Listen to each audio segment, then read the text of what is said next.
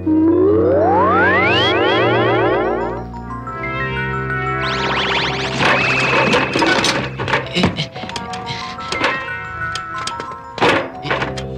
niyo sabihin, lahat ng gugustuhin ko, kahit ano? Umandar na. Ang tao nga naman, bata pa, sakim na. Hindi po kahit ano, may mga kondisyonis po.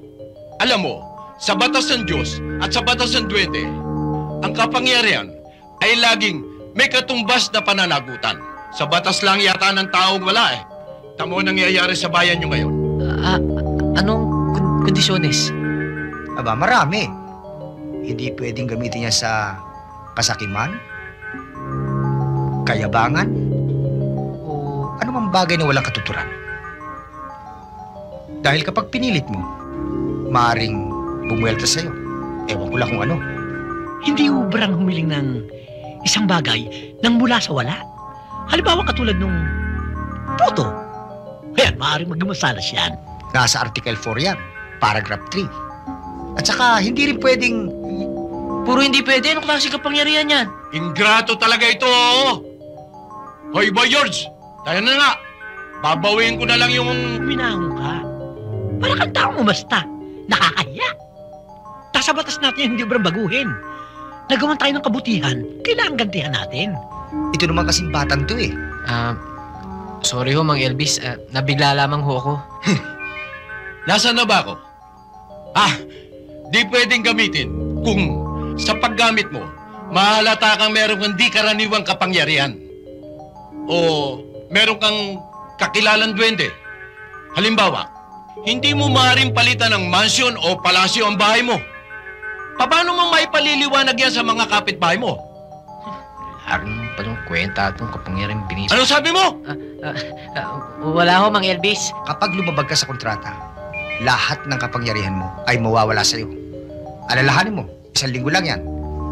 Lahat ng mga bagay na binago mo, ang anyo ay babalik din sa dati. Yung mga ibang kondisyones, basahin mo na lang sa kontrata. At ang isa pa, kung minsan, ang kapangyarihan niyan, ayaw umepekto. Ewan ko lang baka may factory defect.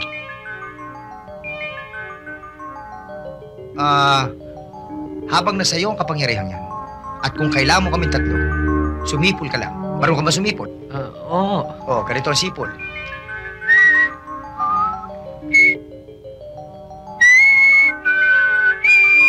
At pupuntahan ka namin. Pero huwag mo abusuhin, ha? Marami kang trabaho. Hoy, George, maligaya ka na. O sige, pirma mo na yan.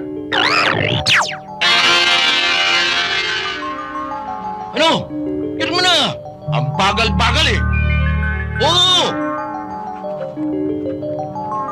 Yan. Ipirma rin lamang eh, pinagtatagal pa.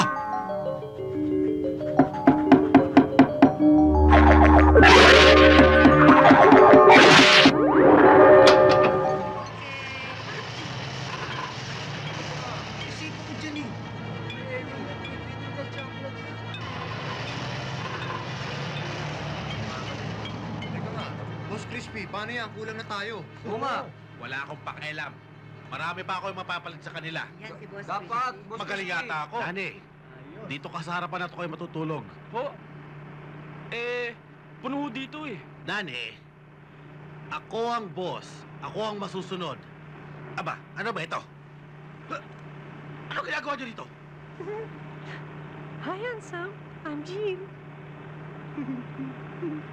Miss Beautiful. Ano ginagawa niyo dyan? Halika, halika. Dito ka. Upo ka rito. Thank you. Paano kayo napasakay dito? Kasi mag-audition ho sana kami para ho dito sa grupo ninyo. Yun ho, song and dance. Sir, boss, hindi ba ho nangangailangan ho tayo ng dancer tsaka singer? Para maging kapalito ng dalawa? Kasi ho, kaibigan ho kami ni... Ano nga pangalan mo? Si Daddy. O nga ho, boss. Kaibigan ko ho sila. Alam niyo, kasi Mang Crispy. Chris lang ang tawag sa akin. Mang Chris pala. Ang ate ko ho, magaling kumanta at sumayaw. Ako rin ho, magaling kumanta at sumayaw. Siya nga.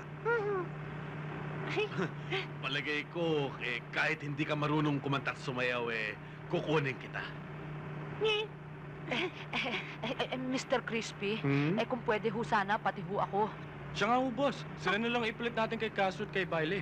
Kay Baile? Ah, O sige, okay. Bayadyo. Mamaya pagdating natin sa LA, i-audition ko kayong dalawa. ay, naku, salamat ho. Maraming salamat. Iha, Ha? ang ganda-ganda mo naman. Salamat. Saan ka ba pinaglihi? Sa puwit ng manok. Puwit na manok. Wala na bang iba? Ewan ko sa nanay ko, wala na rin. Sleepy na ako. Sige, tulog tayo.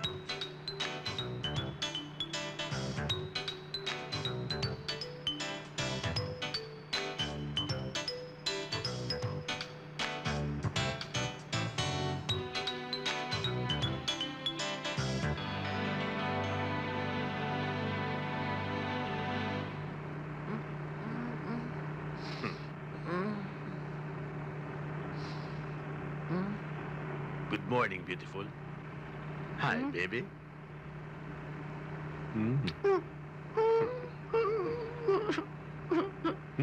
Ate. Magdasal ka.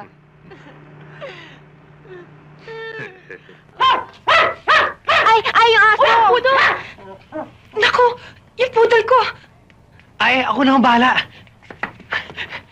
Ducky! Ducky! Ako ba tinatawag niyo? Hindi! Yung pudol ko! Ako nga. Ducky! Yung aso! Bilis! Naku! Tawag niyo ko ulit. Bakit? Aso ka ba? Hindi. Blackie!